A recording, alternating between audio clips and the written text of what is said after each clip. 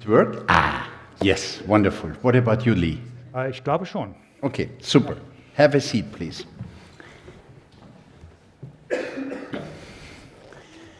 Dear Ambassador Turner, dear ladies and gentlemen, dear students, let me welcome you to another edition of Current Issues.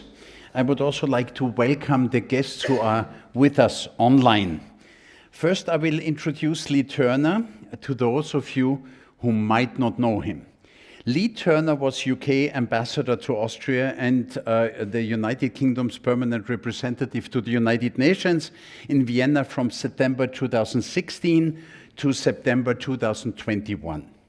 Before that, he served as Her Majesty's Consul General in Istanbul and as Director General for Trade and Investment in Turkey, Central Asia and South Caucasus, as Her Majesty's Ambassador in Ukraine, and as Director of Overseas Territories in London, responsible for territories including St. Helena, the Falklands and Bermuda. He was also awarded a Companion of the Order of St. Michael and St. George. Now, he is a very successful writer based in London.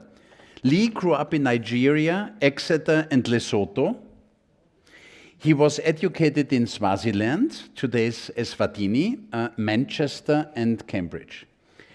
Leigh had a 42-year-long diplomatic career, and in 2014 he started to write. He's the author of 3 thrillers, including Blood Summit, set in Berlin, and a collection, I will show you immediately, and a collection of feminist black comedies, 7 Hotel Stories, which I read and which are sometimes black, sometimes funny. He's also a former writer of the Financial Times. Leigh has lectured intensively at the Oxford University Diplomatic Studies Program, King's College, Cambridge, the London School of Economics, the University of the City of London, University of York, Vienna University, the Free University of Amsterdam, the University of Continuing Education in Krems, and he's been a visiting professor at Graz University. Today, we will hear, among others, from his latest book, which appeared in September 2024, Lessons in Diplomacy, Politics, Power and Parties. Here are some questions that Leigh is going to tackle.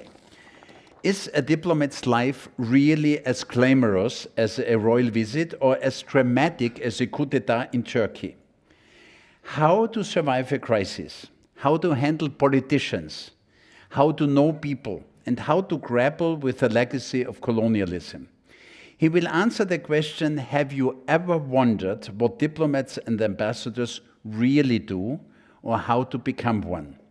He's ready to answer any questions on these subjects in his statement and later on in his Q&A. Before I pass the floor to Leigh, I would just like to tell my course students from Current Issues, I have here the list. And if eventually you would like to have a grade here, then you need to sign up at the end of this lecture. I'll put it here, and without further ado, I'll now pass the floor to Leigh. Leigh, it's all yours. Super. Also, danke sehr.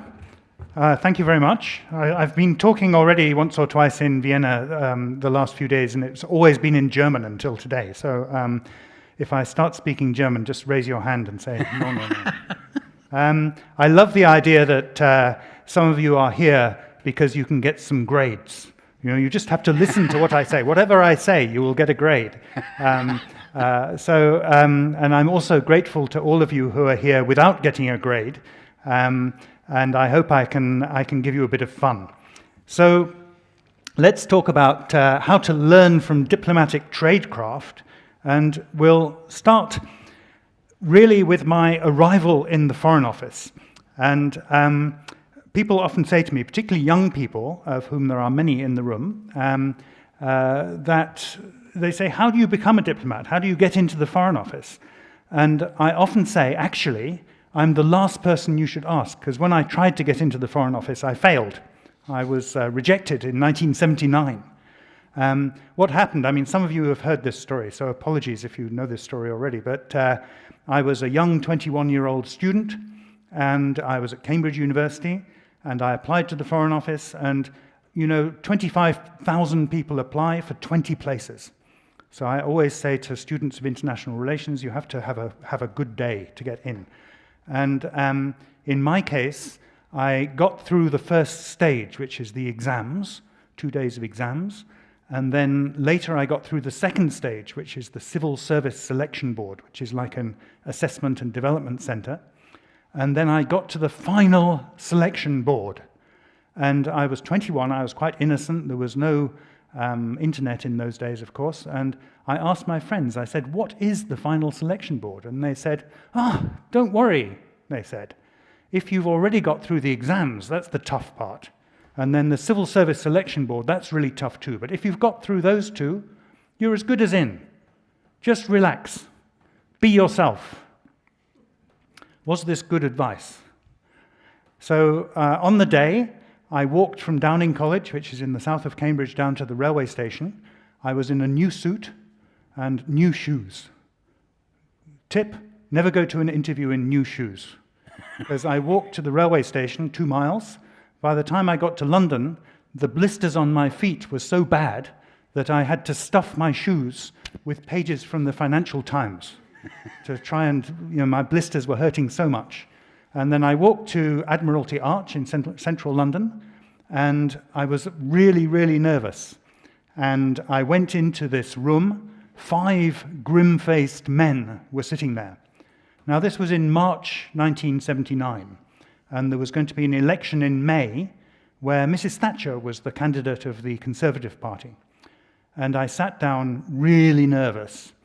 And the first question they asked me was, let's imagine that you get into the Foreign Office and Mrs. Thatcher has been elected Prime Minister and you're sent from the Foreign Office to brief her on Britain's foreign policy priorities.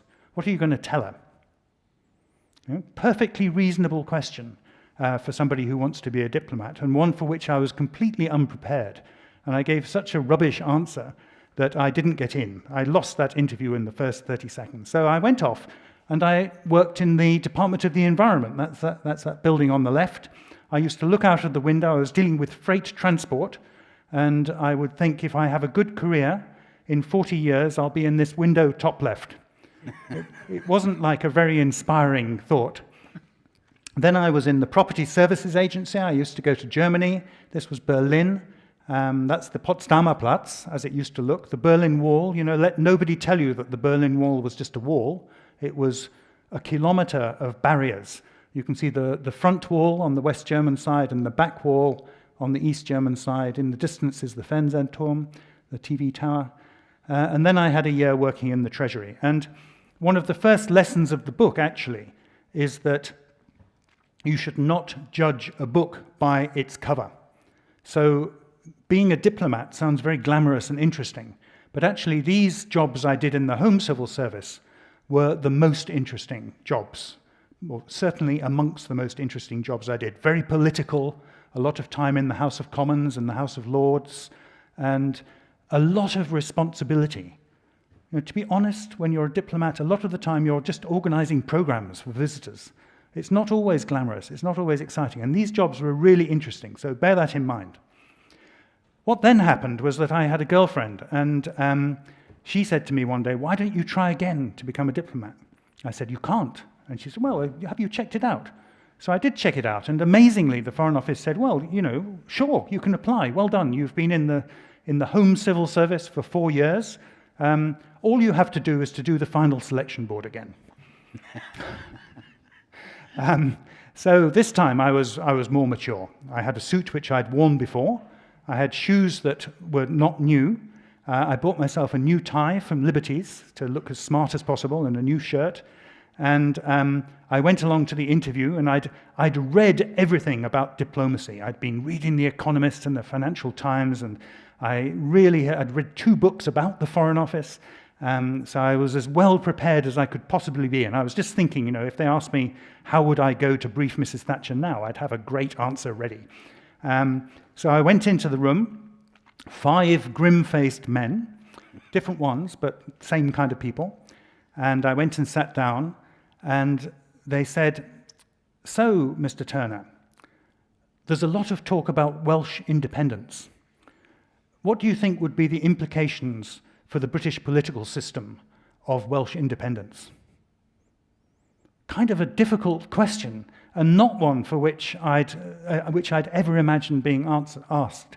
But as it happened this time round, the night before, I'd been to the pub with a Welsh friend who was an ardent Welsh nationalist, and we discussed Welsh independence for hours over several beers. So when they asked me this question, I immediately came out with some potent arguments. And I think in the first 30 seconds of that interview, I got into the Foreign Office. So there's another lesson. You can make your luck. If you're going for an interview, do prepare. Don't wear new shoes. But sometimes you just have to get lucky. And my first job in the Foreign Office was in Vienna. Here I am in the residence of the British ambassador, looking very pleased with myself. Here I am photobombing the Princess of Wales. Has anybody spotted me here? I'm the only Vienna choir boy with a beard. Oh, that's me.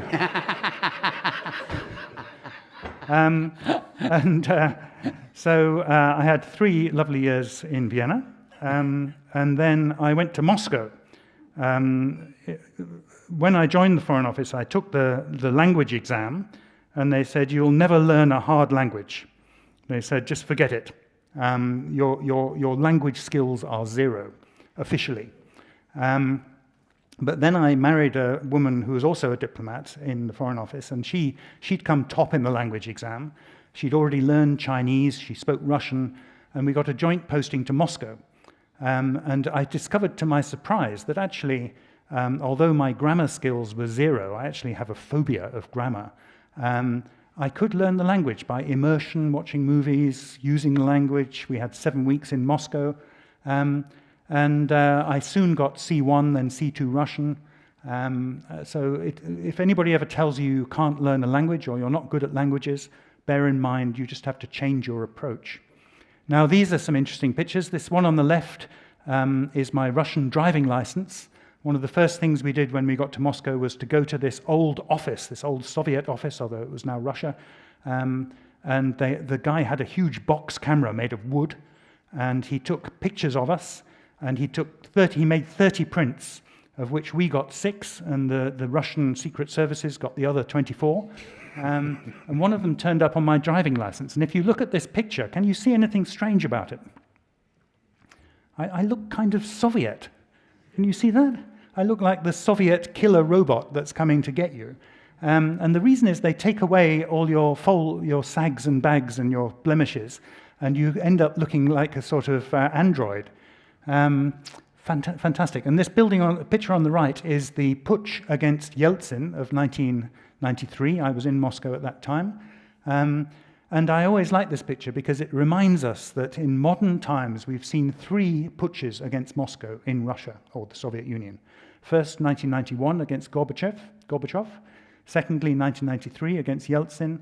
And thirdly, 2023 against Putin, the Wagner mercenary group. And these tensions are still there, alive in Russian society. Russia hasn't really had a chance to decide yet whether it wants to be a democracy or it wants to be an authoritarian state. And Vladimir Putin certainly doesn't want to give them a chance to make their minds up themselves. I was then in dealing with Hong Kong, the handover of Hong Kong for 3 years in London. This is at the Ming Tombs, that's obviously in Tiananmen Square. Then I had 8 years in Bonn and Berlin, 3 years dealing with mad cow disease and economic and monetary union, Rinderwahn auf Deutsch. We were trying to persuade the Germans to let in British beef. And of course the Germans didn't want it, or certainly the German farmers didn't want it. And we fought for 3 years, and eventually we persuaded them to accept British beef. I thought it was a Pyrrhic victory. I thought British beef will never again appear on German menus after this controversy, but it was back on there in 2 or 3 months, Aberdeen Angus beef. I never dreamed that when I came to Vienna in 2016 that I would find a chain of restaurants called Rinderwahn, slogan crazy about burgers, with a picture of a mad cow. It's true, it's there in the Naschmarkt. Then I had 4 years when my above-mentioned then wife actually took over my job in the British Embassy in Berlin. She became Botschaftsrätin für EU- und Wirtschaftsangelegenheiten, so the Counselor for EU and Economic Affairs, and I took over the house, looking after the children, did all the cooking and shopping. It wasn't such a super tough job. The children were already this old.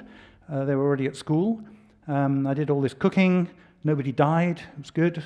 The media were kind of interested that a relatively senior diplomat gave up work for 4 years to look after the children, so we got this nice picture. I always say those 4 years were the best 4 years of my working life when I wasn't working. Then I came back, like millions of women who have stopped work for a while to have children. I found it really difficult to get a job when I came back. Nobody knew where I'd been for 4 years. No appraisals, nothing to look at. So I got a job without being promoted as Director of Overseas Territories. This is Diego Garcia, top left, Bermuda, and St. Helena. Anybody know the name of this tortoise? Say again? Jonathan. Jonathan is his name. And he is possibly the oldest animal in the world. He came to St. Helena 150 years ago as a full-grown tortoise, probably about 50 years old. So he's probably coming up to his 200th birthday. And it's incredible to see him, to meet him, you know. He still has a great sex drive. Nobody knows which gender he is, because he's tried to mount, or what his sexual inclination is. I mean, it's definitely a man, but he's tried to mount both male and female tortoises. Doesn't see too well, maybe that's the problem. Anyway, that's Jonathan. Then I got my first job as ambassador in Kiev in 2008. Worth bearing in mind, Kiev is a beautiful city if you haven't been there. This is the Pecherskaya Lavra. The Ukrainians are very fond of pointing out that this building was built at a time when Moscow was still a swamp in the forest. Kiev is a much older city than Moscow. And at that time, the only tanks we ever saw were in children's playgrounds in Kiev. Then I was in Istanbul as Consul General for 4 years. This was the time of the Gezi Park protests. And then in Vienna for 5 years, I was the Brexit ambassador. Everybody, you know, professionally it was very difficult. I was trying to explain the British government line, why we were doing what we were doing. On the other hand, everybody wanted to hear what I had to say. So I was on the TV and on the radio all the time. I got to know President van der Bellen very well, and Alexander Schallenberg, the foreign minister. This is me actually taking down the EU flag outside the embassy on the 31st of January 2020, looking appropriately serious. So I'll just talk for a minute or two about diplomatic tradecraft. This is the contents of the English version of the book. I do have a couple of copies. If anybody wants to have one afterwards, I'm happy to sign them. And even better, we have the German version outside. If there's any German speakers, Czernin Verlag have very generously sent somebody who is ready to sell those as well. So as you can see, the English contents page has how to survive a crisis, how to tackle terrorism, how to fail at geopolitical change, Brexit, how to understand Putin's war on Ukraine, how to handle politicians. So there are some very general things and some very specific things. How to drink wine and know things. This is really about lifelong learning and how important that is. And I'm going to talk a little bit about diplomatic tradecraft today. Let's look at this. So, diplomatic immunity. How old-fashioned does that sound? I remember back in 1984, it was the 17th of April, I'd just joined the Foreign Office and I was going out to lunch. And I was meeting a friend at a place called Clive Steps, which is some steps just outside the Foreign Office. There's a statue of the guy called Clive of India, who was for years seen as a great hero who conquered India. Is now seen as a kind of colonial relic, and many people want to remove the statue. Anyway, I was at Clive Steps, and I met this friend, and he said, something big has happened at the Libyan embassy. It'll be on the news. And what it was that there had been a protest outside what was called the Libyan People's Bureau, which is actually the Libyan embassy. And a group of Libyans were protesting there, and there were some police there to keep order. And somebody had leant out of the window of the Libyan embassy with an automatic weapon and sprayed the crowd below with bullets, injuring many people and killing a police officer Yvonne Fletcher, who's there on the left. This is actually a picture from the day, this one at the top. And this created a big problem. The British said, well, we need to take this person, to arrest this person, whoever has been shooting out of the embassy. And the Libyans said, well, it's nothing to do with us. And anyway, we have diplomatic immunity, so you can't do anything. And there was a kind of standoff, and a big crowd surrounded the British embassy in Tripoli, in Libya, saying, these are all criminals, they're working against us. And a series of bombs went off in Britain at airports, including one at Heathrow, probably instigated by people who supported the Libyans. And it was a kind of standoff. And what happened? Anybody know what happened?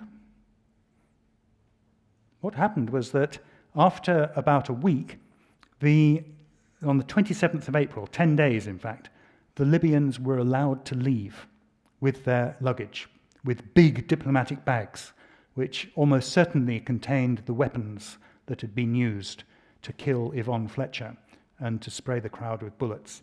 And on the same day, the British diplomats were allowed to leave Tripoli. And it's a pretty gruesome story that the Libyans could get away with this. On the other hand, if they hadn't been allowed to get away with it, we can be sure that the British diplomats in Libya would have been charged with similar offences. And it's not like the legal system in Colonel Gaddafi's Libya was fair and balanced. So a grim example. And in a way, this explains diplomatic immunity, because although we as British diplomats were always told, if you go to Paris, you've got to pay your parking fines. If you get caught shoplifting, we're going to lift your diplomatic immunity. If you're caught speeding, you pay the fine. But on the other hand, if you're sent to Moscow and somebody comes and says, look, you've participated in some crime, we're going to arrest you, it would be impossible for British diplomats to function in Moscow if they could be arrested at the drop of a hat, or in Beijing, or in Baghdad, or in many other cities. So in a way, diplomatic immunity remains really important as a way of keeping diplomats safe in difficult places, but it is often misused. Another example of misuse is this guy, unten rechts, so at the bottom right. Anybody know who he is? Is it Sekulas, the American? It's Sekulas' victim.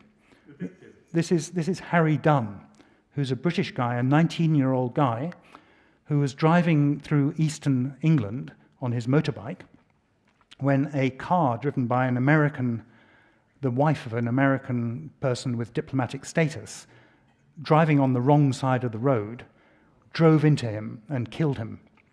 And the Americans, rather dismally, in my view, arranged for this woman to leave the country the same day or the day after, before she could be arrested and interrogated by the police. And they were trying to, and they claimed diplomatic immunity, which in my view was totally inappropriate, because there was no way that she hadn't committed a crime, even if it was only dangerous driving. And this led to quite a crisis in UK-US relations, which to some extent continues to this day. So, problems of diplomatic immunity. Let's talk a little bit about cocktail parties.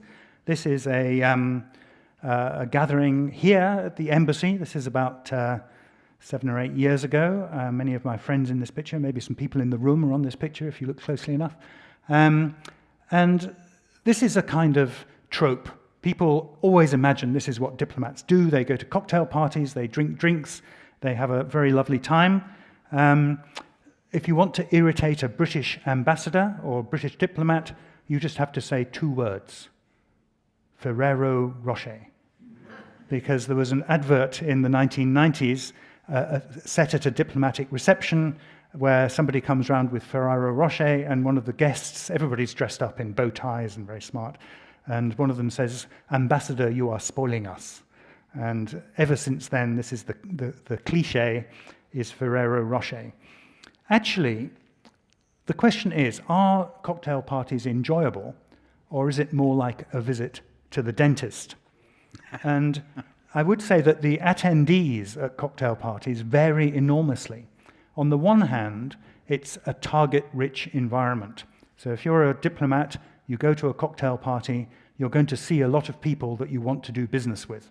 So it's really helpful. This is particularly true, I would argue, on the multilateral side, because on the multilateral side, you don't have so many less useful people. There are, unfortunately, many people who you might characterize as diplomatic groupies, who love diplomats. They like being around diplomats, and they come to diplomatic functions, and they're not necessarily the most valuable people to have there, but they are there nonetheless. Many people want to tell you their pet project. There's quite a lot about this in the book.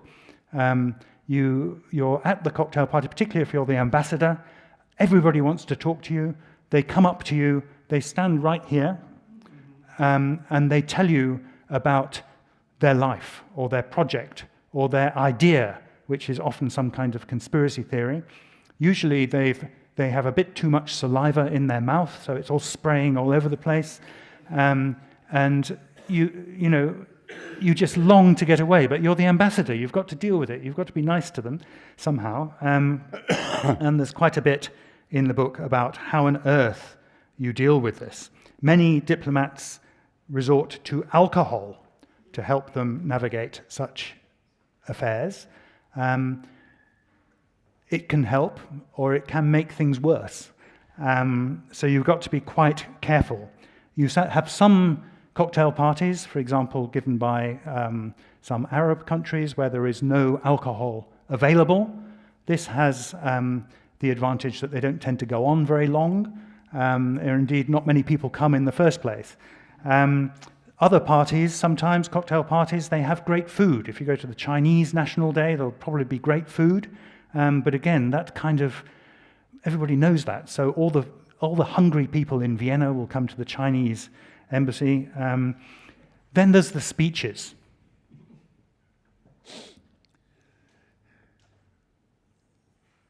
How do you give a good speech? Stand up, speak up, shut up. Okay, that is the recipe for a good speech. Many people have never heard this.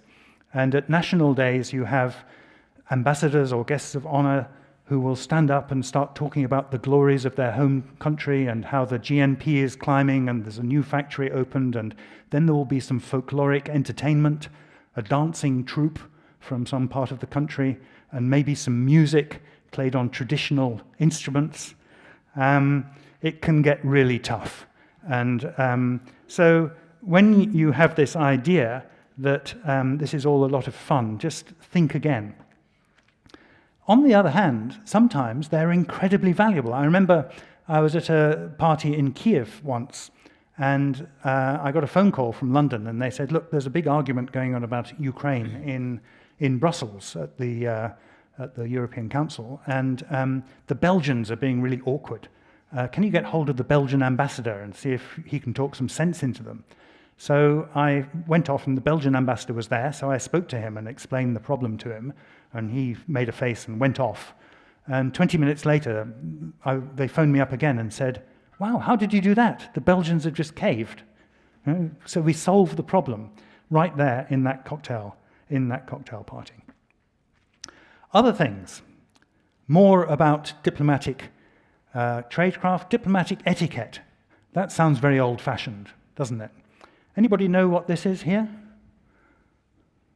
You're a silent lot. Anybody got an idea? It's a squid. That's right. It's a loligo squid, which is what you make calamari out of. And this is a loligo squid trawler in the Falkland Islands, las Islas Malvinas, as they say in Argentina. And it happens that loligo squid move from Argentine waters to Falkland Island waters with no passports, no controls of any kind, and they breed at one end, and they have sex at one end, and then they produce young at the other end. So it's very important that you have fishery agreements to make sure that neither the Falklands nor the Argentines fish all the squid. And when I was in the Overseas Territories Department, we had President Nestor Kirchner and then President Fernanda Kirchner, his wife, were in charge of Argentina, and they took a very tough line on the Falklands. They believed that the best way to get from the Falkland Islanders what they wanted was to keep kicking them as hard as they could. So they cut off all air links to Argentina. They tried to persuade other Latin American nations not to let ships that were going to the Falklands stop in their ports. They generally turned the screw on the Falkland Islanders, and they refused to talk to us about the Falklands. Of course, if anybody's met the Falkland Islanders, they are the most stubborn, hard-necking, I mean, they're a really tough bunch of people. And the effect of this Argentine policy was that they really hated the Argentines even more, and they refused to have anything to do with them. So not a good policy. I used to say to my Argentine friends, I said, the only way that you're ever going to get sovereignty over the Falklands, if ever, is to be nice to the Falkland Islanders for at least 25 years and build up trust. And this brought long faces from the Argentines, but many of them acknowledged that this was true. Anyway, the one thing that the Argentines would talk to us about during this time was squid, or fisheries. So we had the South Atlantic Fisheries Commission, and I flew to Buenos Aires to have these talks with the Argentines. And my opposite number was Ambassador Eraldi, very experienced, good guy who I knew, an Argentine ambassador, and we talked about fish for hours and hours and hours. It was really interesting, and we kind of made some progress in some areas, but not much. I remember once I said to Ambassador Eraldi, I said, look, what we're proposing is a win-win. And Ambassador Eraldi said to me, Mr. Turner, he said, I can't do a Spanish accent, he said, Mr. Turner, he said, what you are saying, this is a win-win, but what you are really saying is, we win, you lose. So there wasn't much trust. Anyway, at the end of the talks, they invited us to a lovely lunch. And we went to the Argentine Foreign Ministry guest house, which is part of the Foreign Ministry building. Buenos Aires, very magnificent buildings there. And we went to the restaurant, and they served us a fantastic dinner with massive Argentine steaks. Everything was good. We were very friendly. I was sitting between two Argentines. And then they served us a fruit salad for pudding. And I started eating my fruit salad. And as I did so, I discovered in my mouth was a big piece of broken glass that somehow had got into my fruit salad. And I thought kind of quickly, without really consciously thinking about it, I thought, how can this be that the leader of the British delegation has a piece of broken glass in his fruit salad at the Argentine Foreign Ministry guest house? And I thought, this cannot be deliberate policy. Maybe there's some guy in the kitchens who really, wants to make a point. I mean, I could have been seriously injured if I'd swallowed this glass or chewed on it. Is it just a mistake? The dishes that with the fruit salad were made of glass, although mine was not damaged. And I thought, should I make a fuss? And I decided in that split second, I thought, I won't make a fuss. So I spat out my bit of glass, and I turned over my spoon so it tinkled on the plate. And all the Argentines turned and looked at it. And then I went on eating my fruit salad. And why is this relevant to diplomatic etiquette? Because in the formality of those talks, I knew Ambassador Eraldi. I knew he was a professional diplomat. I trusted him, in as far as you can trust somebody you're negotiating with. And I didn't think that he could possibly be party to this piece of broken glass. I thought it must be some kind of mistake or some weird guy in the kitchen. And so our talks were able to proceed, and we didn't have a complete collapse. Of course, if I'd said, what on earth is this piece of glass doing in my fruit salad, that probably they'd have thought, the bloody Brits, they must have done this on purpose. They've brought a piece of glass. It's like the person who goes to the hotel room with a matchbox full of cockroaches and lets it out and goes and complains. The Brits have bought this piece of glass and pretending that it was in the fruit salad. Anyway, so diplomatic etiquette has its place. This is just a little thing. When do diplomats lie? When diplomats dissemble. And you'll see here, when I was in Istanbul, I had reasons to like Istanbul, hashtag in my social media. This is me actually leaving Istanbul there. They threw water after me after I left. They told me that this meant, please come back soon. I hope that's what it meant. And these were very popular. People in Istanbul loved to see my reasons to like Istanbul, hashtag quotes. I didn't put reasons to love Istanbul. That would have been un-British. Reasons to like, a bit of understatement. When I came to Vienna, I asked my team, I said, what should I have that's similar? And they came up with Keen on Wien. So I had Keen on Wien. I did over 620 of those. And people in Vienna, in Austria, also very much loved to hear this. It's a problem because there is a thing called postitis. If any of you become diplomats, you may suffer from this. Postitis is an imaginary disease, and it means that when you're posted in country X, you start to think like the people in country X. You start to like them. You start to become very sympathetic to them. And the ambassador in a certain country, somewhere in the Middle East perhaps, will send a telegram to London saying, notwithstanding the increase in the number of beheadings in my country, human rights are really improving. And it's a danger. And really, what you find is that every country has enormous benefits. Every country is lovely. When people say to me, what was your favorite posting? I honestly can't say which was better between Moscow, Kiev, Vienna, Istanbul, Berlin. All fantastic postings.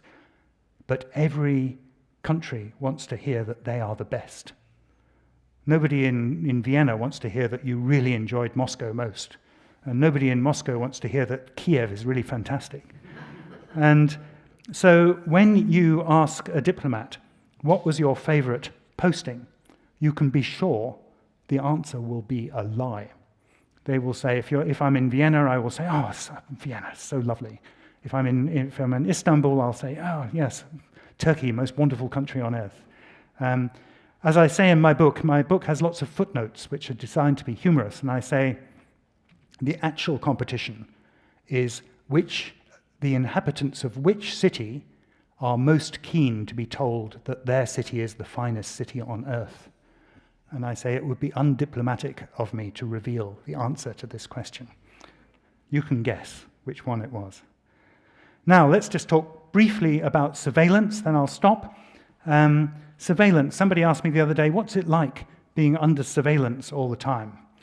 And the answer is it's a bit shit, really. It's not great being under surveillance all the time. I had this experience in Moscow. They used to reckon, they told us when we went to Moscow, you should never say anything, either in the embassy, unless you're in a secure speech room. You should never say anything that you don't want the Russians to hear. Same at home, same if you're out and about. Just assume that every word you say is being recorded by the Russians at all times. And this is a bit awkward, if you're having sex at home or if you're on the loo and making a particularly loud noise, which can happen, I've heard, and you think they're listening to this. I remember when I was in Moscow in 1993, the former Comecon building. Comecon was an organization of economic cooperation amongst communist states, was being refurbished so that the EBRD could move in. Very symbolic, actually, the European Bank for Reconstruction and Development. And they started taking down the ceiling, and there were 16 microphones in the ceiling of the Comecon building. They were spying on themselves. I remember once meeting for tennis. I was going to meet a Russian friend. I didn't have many Russian friends, but I had some. And I phoned this guy up, and we arranged to meet at a certain metro station. And we were going to go and play tennis. And probably I got the wrong metro station. It was Kolomenskaya and not Kropotzinskaya or something like that. So I went to this station, and he wasn't there. And I waited around for an hour on the platform. Now, this wasn't a big problem for me, but it was a big problem for the people who were following me. because I was just standing on this empty platform, trains were coming and going, and I was just standing on the platform. And after a while I noticed that there were 3 people with me on the platform the whole time, 2 men and a woman. And of course they noticed that I'd seen them, and they felt, this was absolutely against everything they stood for, that I should notice them. And after an hour I gave up, and I went back to my place at Tsvetnoy Boulevard. But because I was in an unusual part of town, I thought, I'll go and have a look around. So I took 2 stops on the metro and then went up to have a look around. Then I went down again, and these guys came with me up and all the way down again. And then I went to another metro station, went up and went down again. They came up and down again. I think they thought I was taking the piss, to be honest. And when I got to Tsvetnoy Boulevard, I got off the metro at my stop, and the 3 of them formed a little barrier between me and the exit. So I had to kind of walk up to them and kind of say, excuse me, and walk round them just to show me who was boss in Moscow. I had another experience in Volgograd where, there were basically 2 kinds of attack. One was just following you around all the time, just had to assume that was happening. The other was more aggressive attacks. And for example, I was in Volgograd on my own, and they gave me the world's worst hotel room. I've stayed in some really bad hotel rooms. This one was particularly bad, very smelly, black water coming out of the taps, and all sorts of things were not good. So I said, can I have another room? They didn't want to give me one, but eventually they agreed. And I went to this room, and I was there doing some unclassified work with my dictaphone, with a little tape machine, recording my reports on what I'd been doing, and there was a knock on the door. This was in the evening, and I went to the door, and one of the most beautiful women I've ever seen in my life was at the door. And she said, I'm so sorry, but this was in Russian, obviously, I'm so sorry, but I've had a row with my boyfriend. Could I possibly come in? Because I'm just trying to avoid him. And I thought, wow, gosh, what are the chances of that? So I said, look, I'm terribly, terribly busy. I really can't do it. I'm so sorry. And she said, oh, don't you care? And I said, well, I'm just so busy. I don't have time for this. So I went back to work, and 20 minutes later, there was another knock on the door, more urgent. Opened the door, same woman, her hair was a bit in disarray, and she said, my boyfriend's attacked me. Please let me in, because otherwise I'm going to be in real trouble. He's going to attack me again. And I kind of looked up and down the corridor. I couldn't see this boyfriend. And I thought, well, what if this woman really is in trouble? How would I feel if she gets beaten up by her boyfriend? But luckily, I'd read the book, The Firm, by John Grisham. And you've seen the movie probably. There's this scene where he is walking on the beach, and there's this woman being attacked by a bloke, and he goes and beats up the bloke, has sex with the woman, and it turns out later this was a setup. And I thought, this woman, this cannot be right. So I said to her, look, I'll come with you down to reception, so you can get out of the hotel. It'll be all right. And she said, you really don't care, and walked off, flounced off down the corridor. So this was always going on. I could tell you many more stories, many of them much more sordid. My publisher actually said, can you tell me more stories of this kind? And I said, really, the one about the women in the sauna in Vladivostok? No, I don't think so. There were so many of those stories. One final one. This is Moscow, and I went back to this is how life is in Moscow. This is in St. Petersburg. This is my Russian tutor in St. Petersburg in 2008. Before I went to Kiev as ambassador, I went to polish up my Russian to get back my C2 grade, because it lapses after 3 years, after you've left the country. And this was Svetlana, who was my very lovely Russian teacher, excellent Russian teacher, and she used to talk to me about verbs of motion. Any of you learned Russian?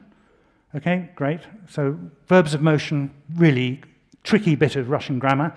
And it's different, for those of you who haven't learned the Russian verbs of motion, if somebody is coming towards you, that's one type of verb of motion. If they're going past you, it's a different kind of verb of motion.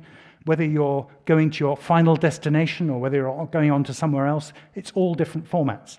And to illustrate this, she drew this. I found it in my diary the other day. And she drew this. This is me leaving home. Li uyechali, Li has left. Li pashol, Li went. And then pereshol darogu, he went across the road. And then padashol, metro, so that's a dative. He came to the metro. And she said, who is saying all this? She said, it's the KGB guys who are watching you. or in fact, at this point, the FSB. She said, there's an FSB guy in the newspaper kiosk at the station watching you.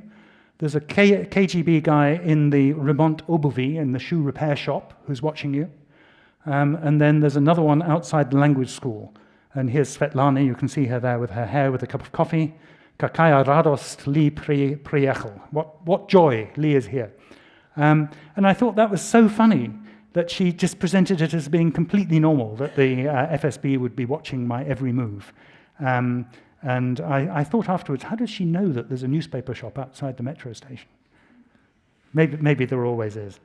Okay, I think I'll stop there. I can go through lots of other things, how to learn languages, foreign writers, see it yourself, fear of public speaking, when to intervene, why do people intervene in some conflicts but not others. This is me with the wing of an Argentine plane in the Falklands. There is no secret plan, just in case you think there's a secret plan. These are some replicants. A lot of people think that the government is actually shape-shifting lizards. I can tell you it's not true, at least not as far as I know. 3 tips on being a diplomat, 3 tips on being an ambassador, it's all in the book. My social media, if any of you use social media, I have quite a good TikTok channel and also YouTube channel. I have a podcast, LinkedIn, everywhere else. I have a blog, which at the moment is rather Russia-Ukraine focused, and there's the book. So I'll stop there. Thank you very much for your attention, and I'd be very happy to answer any questions. Thank you.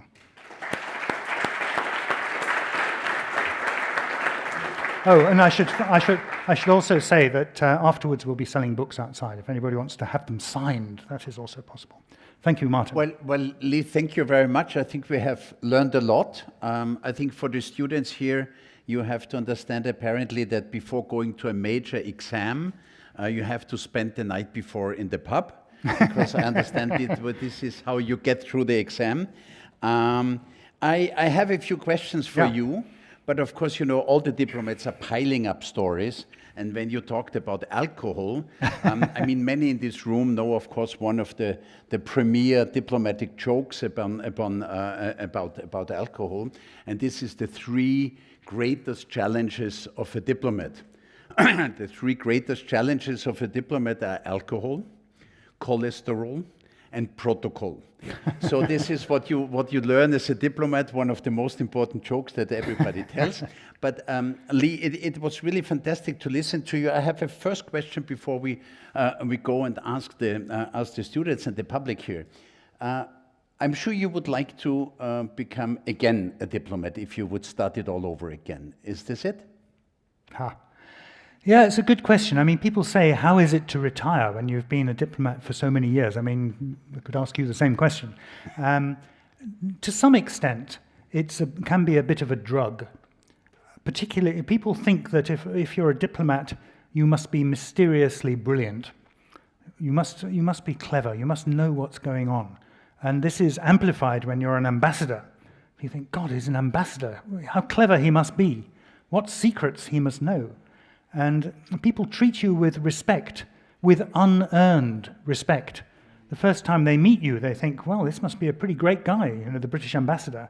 Even if you're a complete idiot, they think, I was going to use a ruder word, but so that is kind of seductive. On the other hand, when I stopped work, I stopped in 2021, just after the merger between DFID, the UK's aid organisation, and the Foreign Office. And I, honestly speaking, felt like I was ready to stop.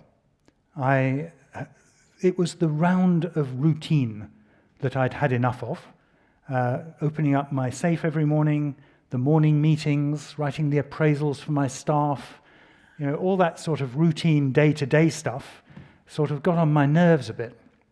Then there was another additional factor, which was that I'm a writer.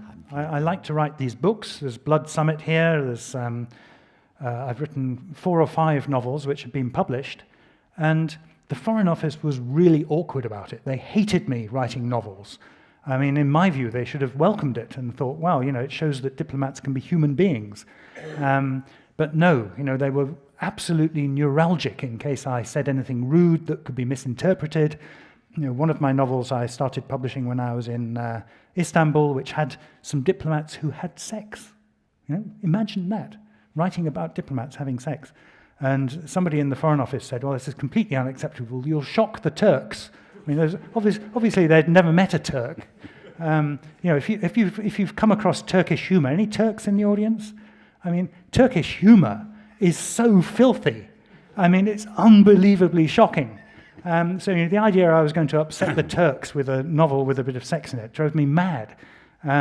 So I kind of wanted to stop so I could write my novels without being harassed all the time by the thought police. But yeah, in a way, I was delighted to stop. It felt like I remember I had a friend once years ago who was married to this really awkward bloke. And I remember when they got divorced, I said, how do you feel about it? And she said, oh, it's like I've stopped banging my head against a wall after 10 years. And I felt a bit the same when I left the Foreign Office. Although I enjoyed being a diplomat, at the same time, stopping banging my head against various things was a good feeling. Well, thank you so much. Maybe we can start with the first question. Yes, there's one over there. I understand we have a microphone somewhere. Someone should have a handheld microphone. I can just yell it out. I can repeat the question. That will... Oh, it's here. Yep. Over here. Sorry, thank you very much. Yeah. Excellent. Sounds good. Yeah. This way you can get it on the thing. And the last person who speaks has to keep the microphone and give it to the next person who wants to speak. Yes. Yep. Ambassador Turner, thank you so much for being here. I know that I speak on behalf of all the students when I say that we really enjoyed all of the anecdotes and the stories that you had to tell us.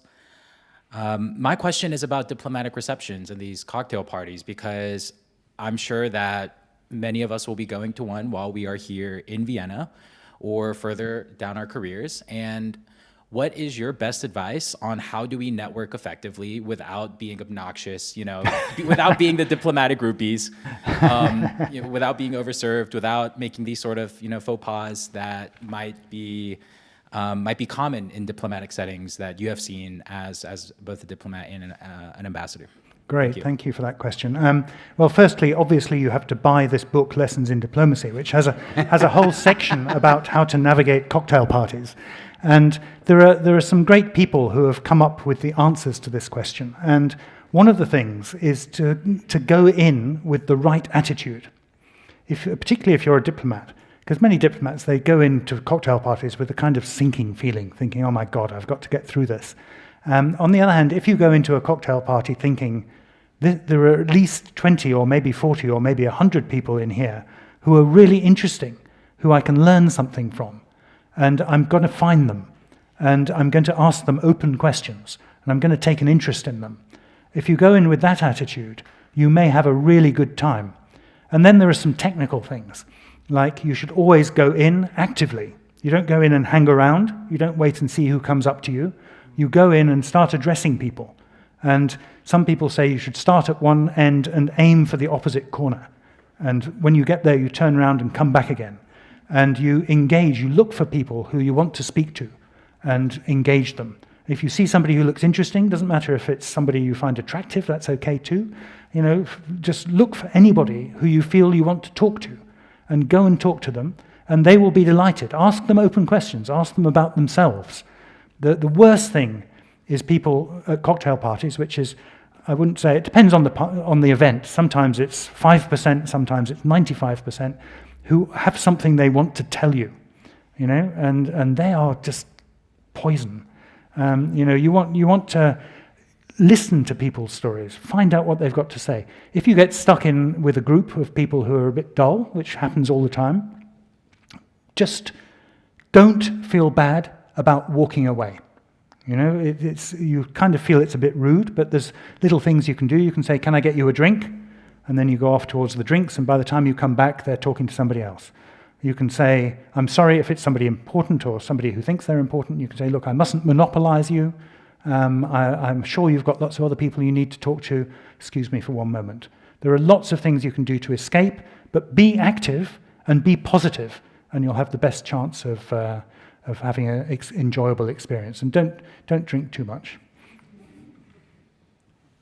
Over there, maybe we can just pass around the microphone.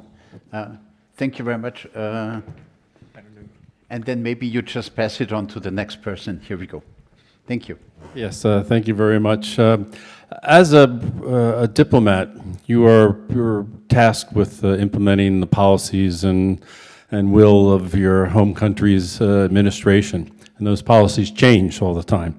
How do you navigate through policies and situations where you deep down disagree or know that it's wrong?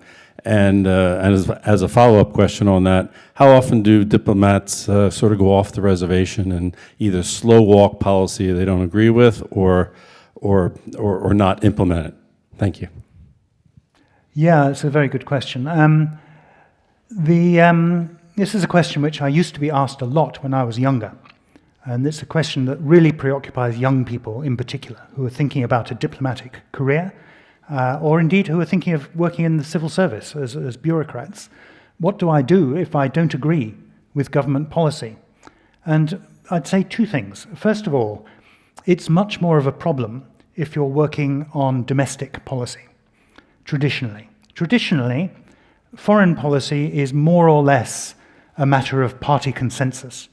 I remember when the Falkland Islands were invaded in 1982, watching the debate, or actually listening on the radio to the debate in the House of Commons, and Margaret Thatcher basically said, we're going to go and get those bloody islands back.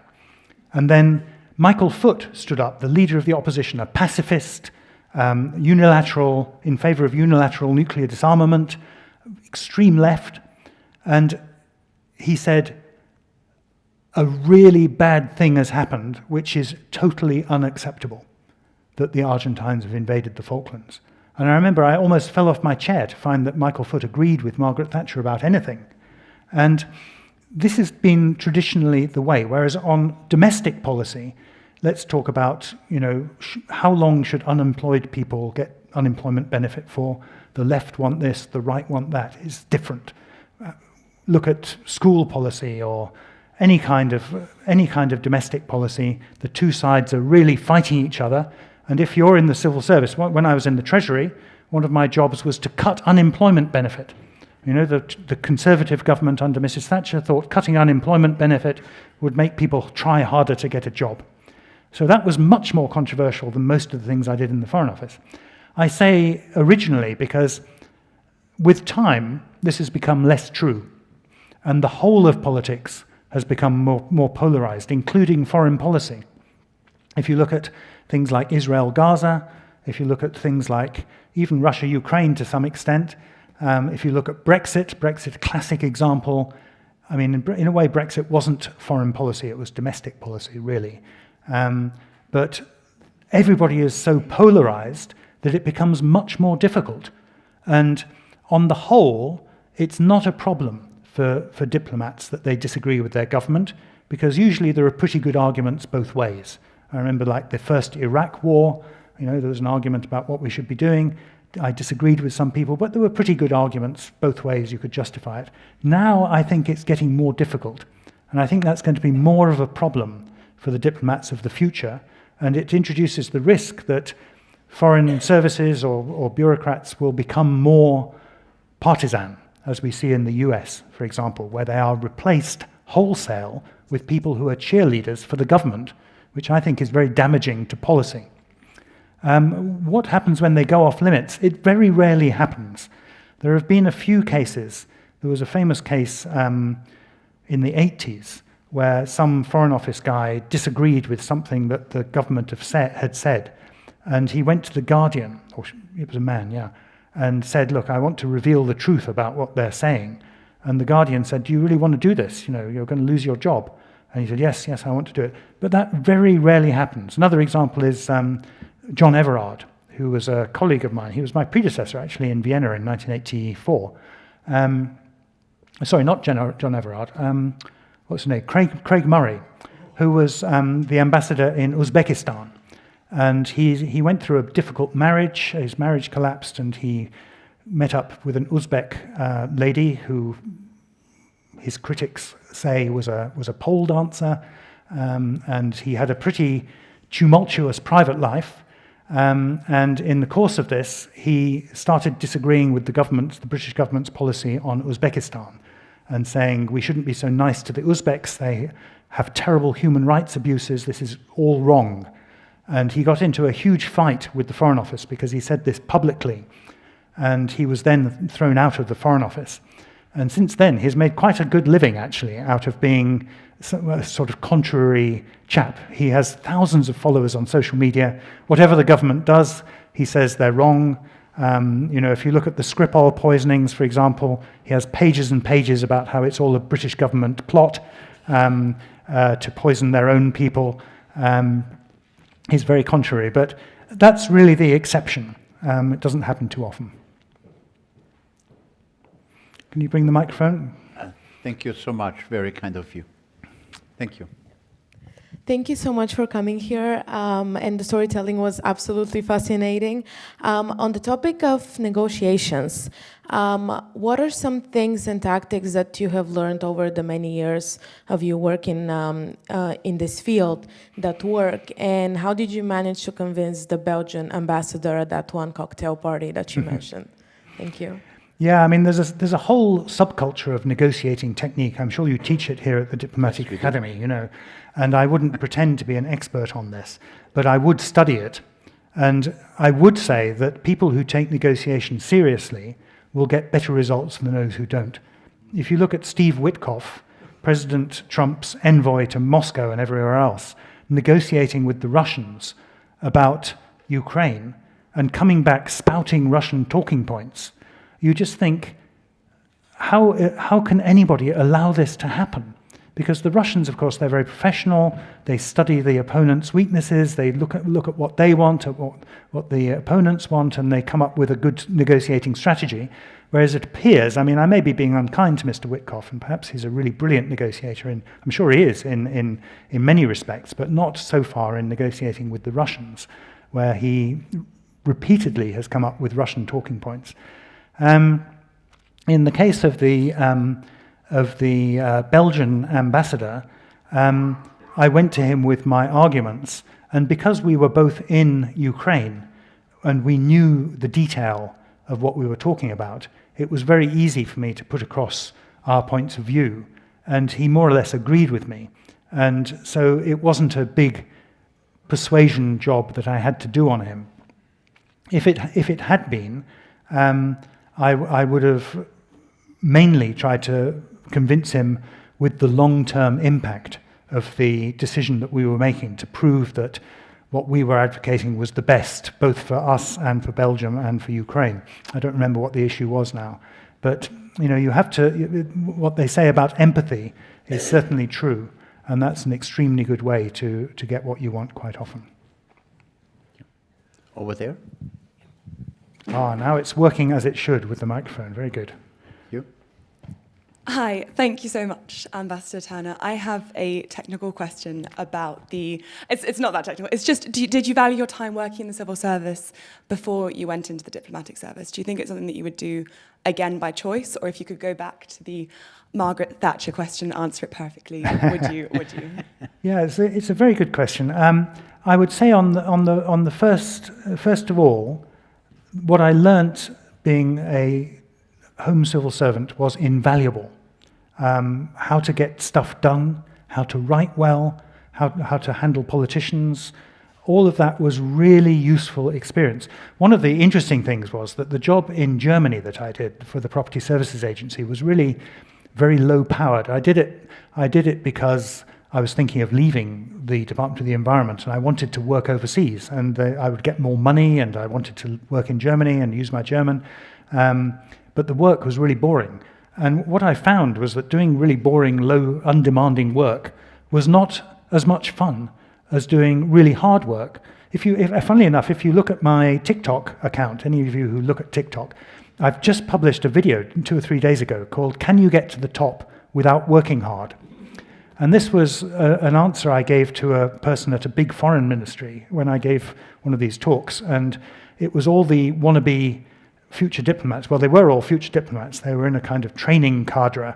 And one of them said to me, look, you've said, go for the hard jobs. This is one of the things I say in the book. Go for the hardest jobs you can, because they will show you what you're capable of. And they will also show the organization what you're capable of. If you don't go for those hardest jobs, you'll never know, and they will never know. And this person said, well, surely you should be able to get to the top without working hard. Because some people aren't capable of working so hard, or they have family commitments or some other very good thing, some good reason why they can't work so hard. And I'm afraid my conclusion is, it's really worth working incredibly hard if you possibly can, because although in an ideal world you should be able to get to the top without busting a gut, in the world as it is, you really have to be able to show what you can do and show yourself what you can do as well. So, would I do it again? I don't know. I think I would be a lesser person if I hadn't done it.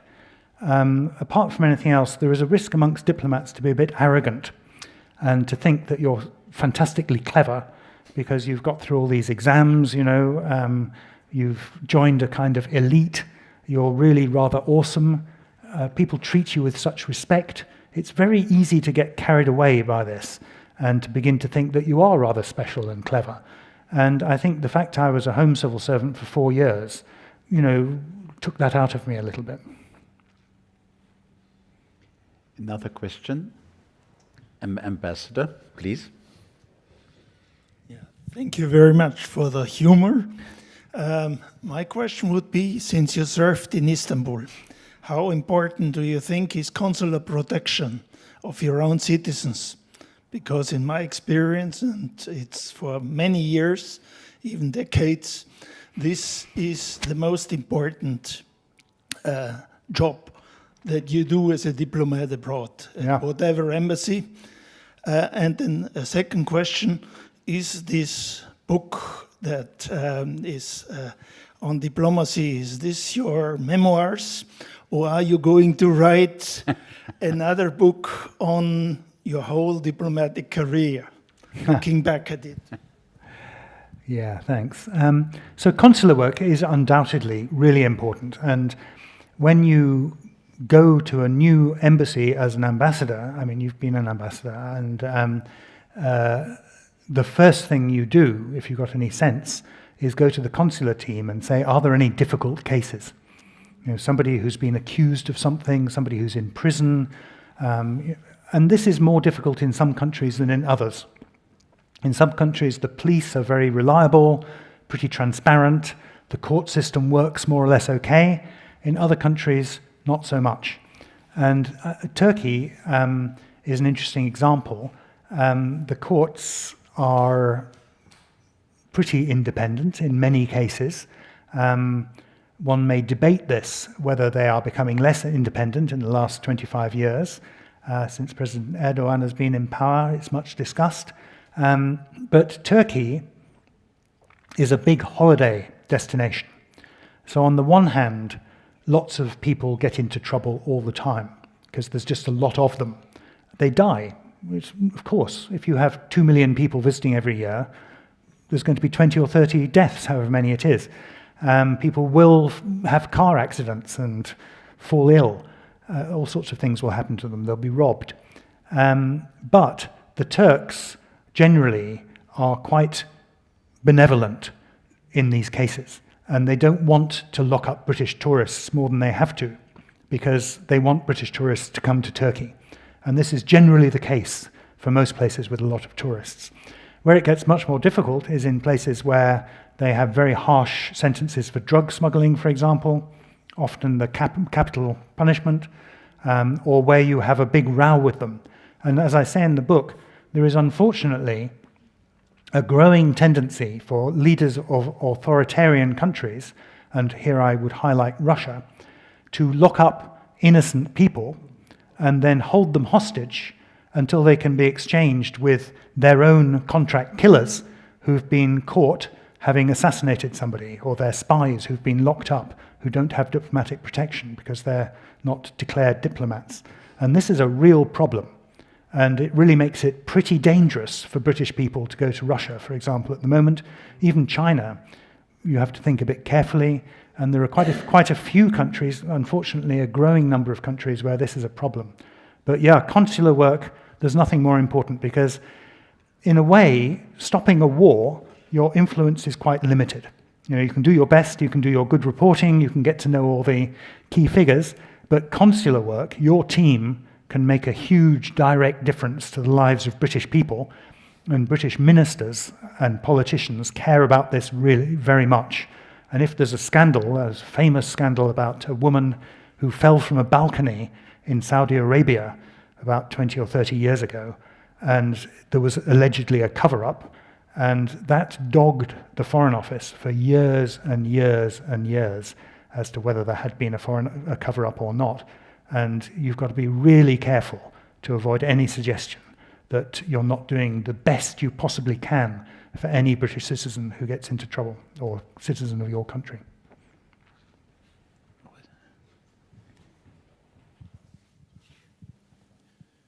Yes, Leigh, thank you very much for all of these very interesting revelations, most interesting. Something I'd like to throw at you. We have, many of us in the world today look at Donald Trump, and we see lots of damage Donald Trump is causing maybe in our democratic world. On the other hand, there's a school of thought, there are many people saying, but on one aspect, maybe Donald Trump's got a point that there's been too much wokeness in the world, in the diplomatic world. And they claim Donald Trump has brought about faster results by throwing wokeness, if you like to call it, aside, and going at it like a bull in a china shop. What do you think about that?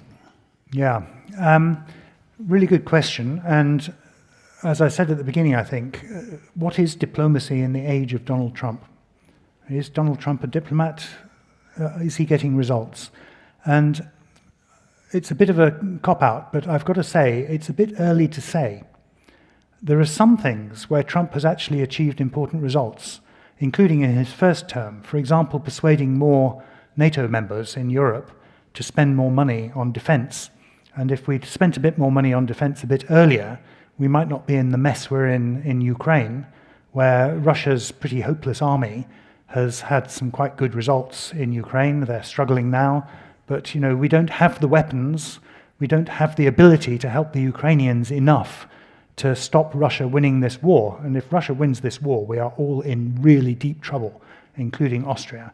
You know, Austria is another country that could do well to spend a bit more on its defense, to be honest. So there are some results. And on the other hand, the way he goes about it is so bizarre. I mean, the number of U-turns he's made on Russia and Ukraine is extraordinary. I mean, this is my specialist subject. I've given over 100 interviews on Russia-Ukraine over the last 9 months. And President Trump has repeatedly threatened Vladimir Putin with sanctions if he doesn't agree to a peace deal within X deadline. And then, to quote Douglas Adams, author of The Hitchhiker's Guide to the Galaxy, I love deadlines. I love the sound, the whooshing sound they make as they go by. And all of these deadlines have gone by, and Donald Trump has, for months and months, done nothing, while stamping with hobnail boots on the Ukrainians, who, by the way, are the people who were invaded, and seemingly ignoring the key principle of territorial integrity, without which we're all in deep trouble, to put it politely, including, by the way, Austria, including United States. If countries get the idea that they can invade their neighbors and keep the land, and the US and other important countries are going to do nothing, everybody's going to do it, not to mention Russia doing it again next time. So this really, really matters. And yet Donald Trump has seemed either not to understand this or not to care about this in the interest of getting a deal, any deal, as quickly as possible, which is really scary. And not to mention encouraging nuclear proliferation. If every country that is anywhere near Russia thinks, look what happened to Ukraine after they gave up their nuclear weapons. They get invaded by a nuclear-armed country, which threatens every country that tries to help that invaded country. If you help them, we're going to use our nuclear weapons. What's the lesson? Get nuclear weapons. That we really don't want that. We don't want nuclear proliferation, but it's the obvious consequence of the policy that Donald Trump has seemed to endorse up until about 2 weeks ago, when suddenly Donald Trump, having done several U-turns within a few weeks, has signed an order putting sanctions on 2 important Russian oil companies, which at first sight appear actually to be kicking the Russian oil industry where it hurts. And there have been reports in the FT saying that India and China in particular have reduced their imports of Russian oil as a result. Now, I say it's too early to say because there could be another change. President Putin might phone up President Trump and say something to him, and President Trump will change this policy, or who knows. But that actually is quite a good thing that's happened. So it's a complicated mishmash. And in a way, there is this expression called flooding the zone. It's actually quite a rude expression, but the short version is to flood the zone. And the idea is that you produce so many initiatives all the time that the media and the opposition just can't keep up with reacting to all of them, and they lose the thread. And Trump is a master of this. And even I can't keep up with his policy on Ukraine. So ask me again in a year or two, and it'll be a bit clearer. I mean, finally, I would say a lot depends on the economy. If the US economy does really well, despite tariffs and all those things that conventional economists like myself think will really harm the US economy, if I'm wrong and the US economy does very well, Trump will look like a winner. If the US economy does really badly, not so much. There was a question over here. Thank you, Mr. Ambassador, for the talk. Looking at democratic backsliding worldwide, what are the technical differences in dealing with authoritarian countries versus democracies, and how do you best deal with authoritarian regimes in getting what you want as a democracy? Yeah, it's a very difficult question, and there's no clear answer. The UK and the European Union and the US, up until recently, have always tried to encourage countries to be democratic by sort of carrot and stick. We will reward you for being democratic. And the whole process of EU accession is, if you like, a massive system of carrots and sticks, which has worked really well, actually. And the UK has always been strongly in favour, as an EU member state, of enlargement, because we think it's like a civilization machine. It encourages countries with difficult pasts to become solidly democratic. Look at Portugal. Look at Greece. Countries which, before they joined the EU, had really quite a checkered democratic tradition in recent years, at least, and which now we would never say were not 100% democratic. So now we have a situation where the US president is really not interested in any of this and seems to either be afraid of President Putin or to pay him so much respect that he just agrees with anything he says. That has certainly seemed the case up until 2 weeks ago. And for me, it's a mistake. I think all those measures to try and encourage countries to be more democratic, to have a rule of law, to have independent judicial systems, it's in the interests of countries like ours, which are democratic and have the rule of law and have independent judicial systems. And we should be encouraging it. Maybe Donald Trump is right. I don't know. I hope not. But I think we should stick to our guns, try and encourage it. I think the EU is doing great work on this.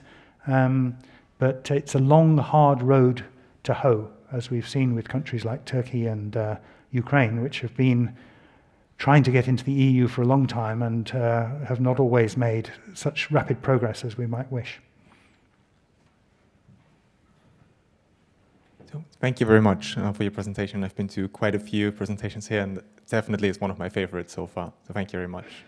My question is going back a little bit to the everyday life of a diplomat theme that I noticed in the beginning, because I could see myself, perhaps, if things go well, becoming a diplomat. So, and one of the things that I've been wondering about is how much you sort of have to relegate personal preference behind procedure and protocol.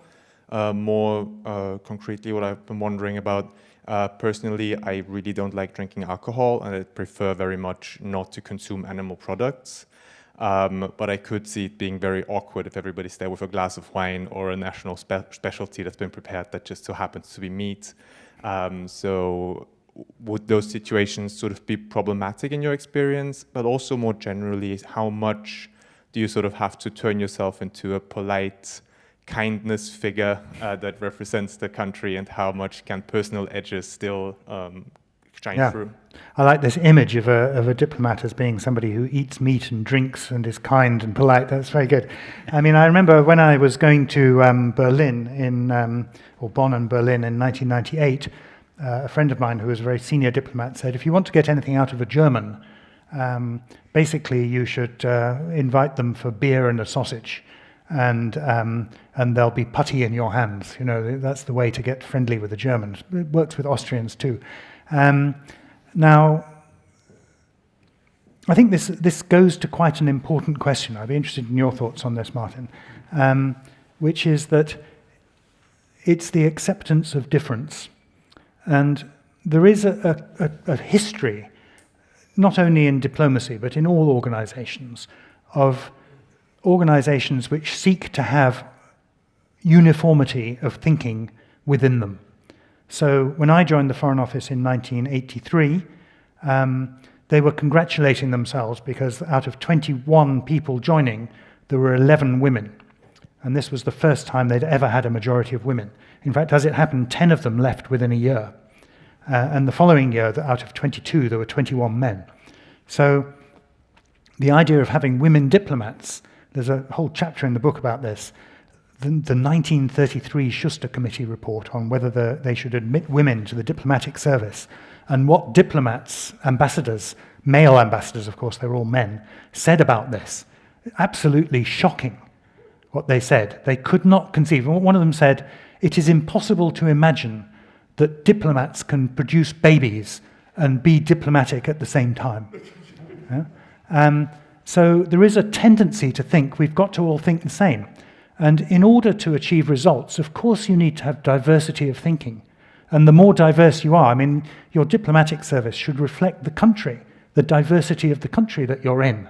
That's really important. It should be gender and sexual orientation and ethnicity and different types of education, different social backgrounds, and everything else. And that does make it a bit less comfortable. It's like going into a club where not everybody is like you, but they're all completely different. And, you know, in your case, if you don't want to eat meat, I don't think anybody's going to make much of a fuss about that. It might be a bit awkward for you in some countries where not so much vegan stuff on the menu.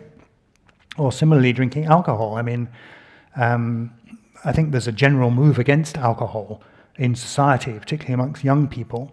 Whether that is a long-term change or not, I don't know. But it's a big change from when I was young. And maybe it won't be an issue. On the other hand, you know, there's no question that sometimes alcohol is a social lubricant and, you know, enables people to get to know each other a bit more quickly. So, you know, it swings and roundabouts. But I think there is, you know, it is a problem. It is an issue if you're different from everybody else in the organization. We need to keep working on this because unless we get all the talents, we can't be good organizations. Martin, do you have anything to say? Well, I would say you would have been totally unhappy 30 years ago or 40 years ago. When I joined the Foreign Service, also sexual orientation, difficult question. I think we have come very far in this respect, also in accepting different lifestyles. I think when it comes to alcohol, I mean, look around, go to any of the restaurants in Vienna. It's not a problem to get non-alcoholic beer. And I know from personal experience that the non-alcoholic wine is moving up quickly. If you have certain preferences in food, we have started some years ago to constantly ask all the participants at dinners, what are your food preferences? Do you have any dietary requirements, or is there any food that you don't want or like? So I think you are basically living in the age where this should no longer be a problem. It could occasionally in some countries. I'm speaking now about how we see it. There could be countries where this could be a problem, but I'm basically not, for example, no longer, unfortunately, in our foreign service. More questions. One here and one in the back, 3. I think these are the last 3 questions, if I may say. Should we take all 3 at once? Yeah, okay, we'll do that. I just wanted to ask, you had mentioned that you recommended taking the hard line. Take a hard job. Take a hard job. As a diplomat, have you felt any extraordinary culpability after some kind of failure? And if so, does that rest on your conscience till today? We'll take all 3 questions at once. There's one in the back and then one here. Thank you so much. My question's on your approach to relationship building and how it helps shape your negotiation outcomes. And the lady in the 3rd row here. Thank you. Hi, thank you so much for your talk today. I really enjoyed it. Perhaps this is not the best panel to ask, but I just thought it was interesting. You discussed how you took time off to look after your family, and that's traditionally a woman's role, has been for a long time. And it seems for you it was relatively easy for you to join back into the workforce. Was that your experience, and would you say that is the experience for women and everybody who decide to perhaps take a new focus on family during their career? Thank you. Well, these are all great questions, so let's run through them. I mean, the point about going for the hard jobs, I think, is really to test yourself and to see what you can do. And the more responsibility you have, the more chance there is that something's going to go wrong. And I can remember very well when I was first promoted to what's called the senior management structure of the Foreign Office. I was in charge of the Hong Kong department. And this was just after the handover of Hong Kong. And a question came up. I was phoned by the chief minister of Hong Kong, who was a woman called Anson Chan, who was a very formidable character. And she said, "What the hell are you doing with these new export controls you've introduced between China and Hong Kong? This is completely against the joint declaration. It's completely wrong." My heart sank. I had a moment of panic and fear as I thought, what on earth has happened to get Anson Chan phoning me? And what's more, because I'm the head of department now, it's my responsibility to sort this out. And if you don't want responsibility, you're in the wrong place when you get into the more senior positions. And I remember going to try and sort this issue out. Strangely, there was a particular colleague who was particularly brilliant, a young woman, who helped me to sort out this problem, and we found a way through. But I think there are always going to be cases where you feel you've made a mistake. It's inevitable. If you think you've never made a mistake, there's something wrong. You know, you should accept that you will sometimes make mistakes, take responsibility for that, and think how you're going to avoid doing it next time. Because, you know, when there's a lot of things going on, sometimes you're going to drop the ball. And some of these things, I mean, I can think of some of the ones I've done. I give another talk called How to Survive a Crisis. It's all in the book. And I've repeatedly done the wrong thing in a crisis. One of them, for example, in Turkey during the Gezi protests, there were these huge protests. Around 500,000 people came into the center of Istanbul on a certain day, on a Sunday. Lots of tear gas, lots of battles with the police. Couldn't go out of the building because there was so much tear gas. The next morning I found 50 tear gas canisters in the garden. And then President Gül, who was then in charge, said to the police, "Look, retreat. We don't want people getting killed. and the protesters took over the center of Istanbul. This was 2013. And although some of them were nice, friendly eco-warriors, lots of them were barking hard-left, radical anarchists or extreme right-wingers who were against the government for some other reason. And they seized control of Taksim Square. And I thought, I'm going to go out and see what's happening. This is history in the making, I thought. I must go and see. So I did. And I went out, and the people in my security detail, one of my predecessors had been killed in Istanbul in 2003 in a terrorist bomb. And so I had this big security detail, and they said, really, do you want to go out? And I said, yeah, I think it'll be all right. And we walked down Istiklal to Taksim Square, and I took some pictures, which later went quite viral because nobody was around from the media at this time. Was this a good idea? It was a really bad idea. I should never have done that. I was exposing myself. There could have been a terrorist bomb. The police could have decided to go in with full force, and there I was in the middle of a crowd of protesters. I should have stayed behind. It's a real mistake I made. And, I think the main thing is if you make mistakes, sometimes you have to acknowledge it, and sometimes you have to try and learn from it.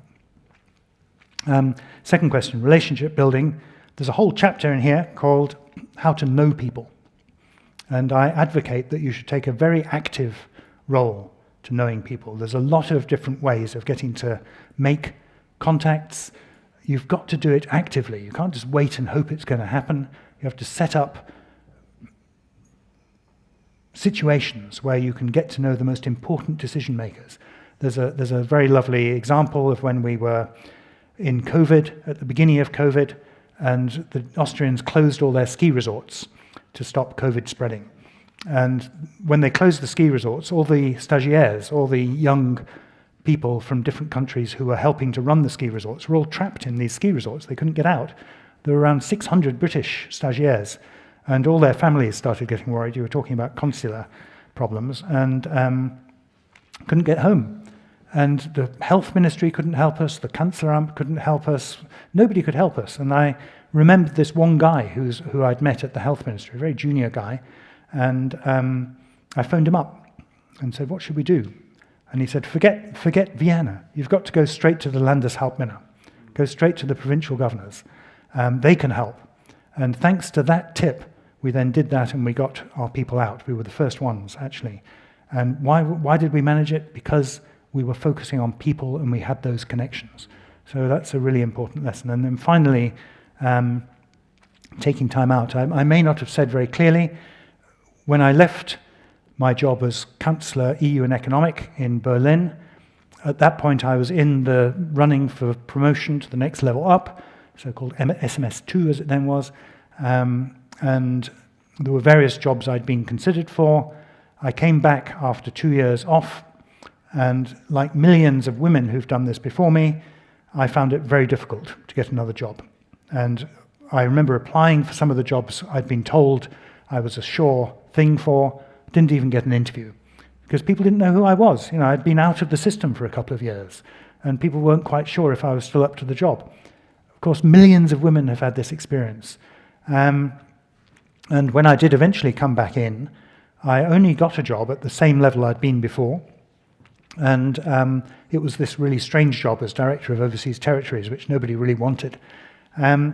So it is difficult, and the chapter 15 of the book is called How to Make Diplomacy Reflect a Changing World. And there's a lot in there about women and things you can do to make the position better for women and other people who are underrepresented in the Foreign Service. And some of the initiatives that have been taken in recent years which were really good. There's a thing called the Mirror Challenge, which I discuss here. I won't go into it now because we're a bit short of time. But so you really need to work hard to make diplomacy better, particularly for families. Really difficult still for families, I'm afraid. No easy way out of this. It's a big subject, but happy to talk about it later, and there's quite a bit about it in the book. If I may, I would like to add two things. One is that our Foreign Service has become very responsive to questions of family, career planning, out of the threat that you would not find anymore any people really joining the Foreign Service and you find the same in corporations, that in order to keep good people, you have to basically also be able to be flexible in trying to accommodate them in their careers. So I think a lot has changed here as well over the last years. And to you, I just wanted to say, and maybe some of you have made the same experience, I really made a step in my career when what we always call when I left the comfort zone. When I stopped to do something which I had the feeling I was able to master, something where I had the feeling it had become routine. The moment you went to a position where you said, this is really a challenge, will I be able to make it? This is where you really step up in your career. So it's really leaving the comfort zone, at least in my career and my life, that really took me further to new levels and new steps. Leigh, fantastic as always to have you. I think there are very few people who have this ability to combine an outstanding diplomatic career with a view from outside and a very different perspective that we have learned. It's exceptional. Congratulations on that. You did not answer the question of Ambassador Kirk if you would write the next book on as an autobiography of your diplomatic service. That's true, yeah. This one you left out, but you can say yes or no. Yeah, I'm still collecting anecdotes for volume 2, just in case. Okay, excellent. So we will see more. You will be invited, of course, to present your next book. Thank you very much. I think it was for everybody. It was a very interesting and very wonderful evening. Thank you for being here, and you are always welcome at the Diplomatic Academy. Thank you very much.